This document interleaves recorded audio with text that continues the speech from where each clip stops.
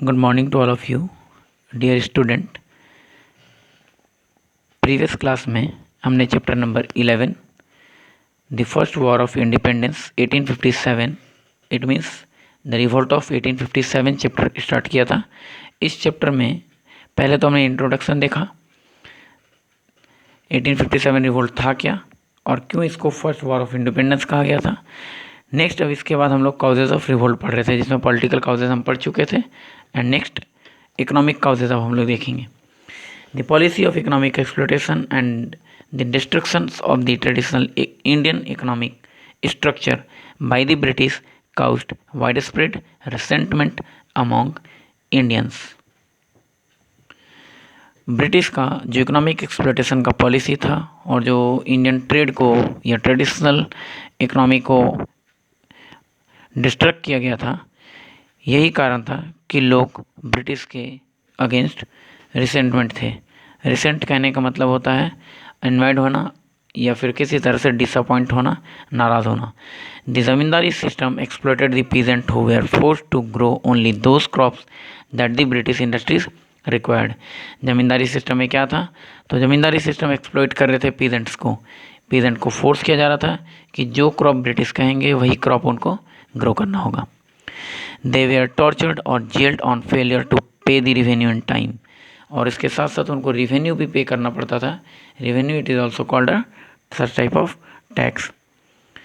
अगर वो टैक्स पे नहीं कर पाते तो या तो उनको टॉर्चर किया जाता, एक्सप्लॉइटेशन किया जाता उनको, या फिर उनको जेल में भेज दिया जाता। Industrial goods like textiles from Britain flooded. Industrial goods like textile from Britain flooded the Indian market. India से रॉ कॉटन ब्रिटिश ले जाया जाता और वहाँ से फाइन टेक्सटाइल इंडिया लाकर ऊंचे दामों में हाई प्राइस पे बेचा जाता। This destroyed Indian industries and made the artisans and peasant unemployed. इससे दो नुकसान हुआ। एक तो इंडिया का जो इकोनॉमिक ग्रोथ रेट था वो धीरे धीरे लो होने लगा, और दूसरा जो यहाँ के इंडस्ट्रीज थे या फिर आर्टिसंस पीजेंट थे वो इंडस्ट्रीज फेल हो गए, आर्टिसंस और पीजेंट अनएम्प्लॉयड हो गए। Whenever the princely state were annexed, जब प्रिंसली स्टेट को एनेक्स कर लिया गया, एनेक्स मीन्स होता है कैप्चर करना, कब्जा कर लेना। The British got rent free land and huge amount of money. तब ब्रिटिश वहाँ से रेंट फ्री लैंड एक्वायर करने लगे and also obtained huge amount of money. The common people face unemployment and poverty. Common people क्या face कर रहे थे, तो unemployment and poverty. When Awadh was occupied by the British, Nawab's official were dismissed and his army was disbanded. नवाब के official को dismiss कर दिया गया और उसके आर्मी को डिसबैंड कर दिया गया। डिसबैंड करना मतलब अब नवाब का आर्मी जो होगा वो वर्कफोर्स में नहीं होगा।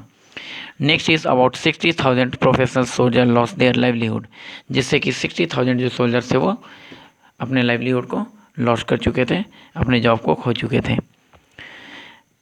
देन इकोनॉमिक काउजेज में क्या था, तो इकोनॉमिक काउजेज पहला तो ब्रिटिश के द्वारा लैंड टैक्स कलेक्ट किया जाने लगा, जिससे पीजेंट और फार्मर जो थे वो सफ़र कर रहे थे। दूसरा, टेक्सटाइल इंडस्ट्रीज़ को पूरी तरह से हार्म किया गया। ब्रिटिश से फाइन टेक्सटाइल लाकर इंडिया में सेल किया गया, जिससे इंडिया के इंडस्ट्रीज़ फेल्ड हो गए और यहाँ के जितने भी वर्कर थे वो अनएम्प्लॉयड हो गए। Next is social and religious cause. It means related to the society and religion. The social reforms by the British were considered as an interference in the custom of traditions of the Hindus. The social reforms by the British were considered an interference in the custom and tradition of Hindus. British का जो social reforms था वो Hindus के tradition और custom के लिए interference था। It means just opposite था हिंदूज के कस्टम और ट्रेडिशन से ब्रिटिश का सोशल रिफॉर्म।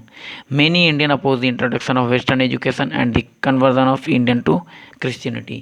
था क्या ये सोशल रिफॉर्म, तो सोशल रिफॉर्म ब्रिटिश का था कि इंडिया के हिंदूज को क्रिश्चियनिटी में कन्वर्ट करना, इंडियन को क्रिश्चियनिटी में कन्वर्ट करना, and also introduce the western education and western culture. The Hindu law of property was to enable a Christian convert to receive his share of ancestral property. कहता है the Hindu law of property was change, Hindu का जो property law था वो change हो गया था किस में, तो change to enable a Christian convert to receive his share of ancestral property. तो जो उनका एंसेस्ट्रल प्रॉपर्टी था वो शेयर ब्रिटिश के द्वारा रिसीव किया गया था। The spread of railways created further fear among the poor and illiterate section of the society and that they would loss their caste. क्या कह रहा है, द स्प्रेड ऑफ रेलवेज का जब स्प्रेड होने लगा, created further fear among the poor and illiterate section of the society, इससे illiterate section और जो पुअर सेक्शन थे सोसाइटी के वो डर चुके थे, that they would lose their cast, इससे वो इसलिए डर गए कि ब्रिटिश जो अपना सोशल रिफॉर्म लेकर आया था उससे लोग अभी तक अपने रिलीजन को खतरा महसूस कर रहे थे और अब वो अपने कास्ट को। Next is Indian were not allowed to travel in first class train compartment. Indian के साथ और भी एक्सप्लॉयटेशन हो रहा था या फिर कह सकते हैं डिस्क्रिमिनेशन किया जा रहा था। किस तरह का डिस्क्रिमिनेशन, कि किसी को भी फर्स्ट क्लास ट्रेन के कंपार्टमेंट में ट्रैवल करने की अनुमति या परमिशन नहीं था। The conservation Indians, the conservative Indians, conservative means होता है ऑर्थोडॉक्स, जो कि पुराने ख्याल वाले, पुराने विचारों वाले होते हैं, जो old custom, ritual and traditional को साथ में लेकर चलते हैं। The conservative Indians were alarmed by the rapid spread of western culture and English education in India. जो कंजर्वेटिव थे वो समझ चुके थे कि अब ब्रिटिश अपने साथ वेस्टर्न कल्चर और इंग्लिश एजुकेशन से हमारे ट्रेडिशन को, हमारे कल्चर को डिस्ट्रॉय कर देगा। Moreover, the British looked down upon Indians and followed a policy of racial discrimination. Moreover, the British looked down upon Indian. वो ब्रिटिश इंडियन को हीन दृष्टि से देखते थे या फिर नीच की दृष्टि से देखते थे।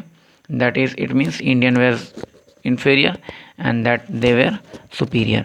British regard himself as a superior and Indian as a inferior and followed a policy of racial discrimination. They considered themselves as superior. They advocated a judicial system based on the principle of equality, but in actual practice it was biased. क्या कह रहा है, actually जो legal system लाया गया था, जो judicial system लाया था, उसमें कहा गया था कि that is based on the principle of equality, but is not inequality, it is based on discrimination. Then is जो इम्पोर्टेंट है वो देख लेते हैं, that is do you know. क्या था डू यू नो में दे रहा है, एक्चुअली रिलीजियस काउजेस क्या था। Rumours created panic, one such rumour was that the whole Indian population would lose their caste as the British had sent cartloads of bone dust which was mixed with flour and mithai sweets that was being sold in the market। Indian के बीच में एक rumour क्या spread हुआ था कि उनका cast जो है वो धीरे धीरे ख़त्म हो जाएगा या फिर वो अपने कास्ट को खो देंगे। कैसे, that British has sent cartloads of bone dust which was mixed with flour and मिठाई, आटा और मिठाई के साथ वो बोन डस्ट मिला दिया गया था। That was being sold in the market, जिसको कि खुले तौर पे मार्केट में बेचा जा रहा था। इससे कि इंडियन के धर्म को नष्ट करने का कोशिश किया जा रहा था। नेक्स्ट इज, यहाँ के बाद नेक्स्ट क्लास में हम लोग मिलिट्री काउजेस देखेंगे। एक्चुअली मिलिट्री काउजेस था क्या, and next one is immediate cause. तो first one is political cause, second economic cause, third one is social and religious cause, fourth one is military and fifth one is immediate cause. तो अगर 5 marks में question आता है write down the causes of revolt of 1857, तो इसमें 6 में से कोई 5 लिखेंगे। अगर ये क्वेश्चन 3 मार्क्स में आता है तो कोई 3 point. Is it clear? Okay, thanks to all of you.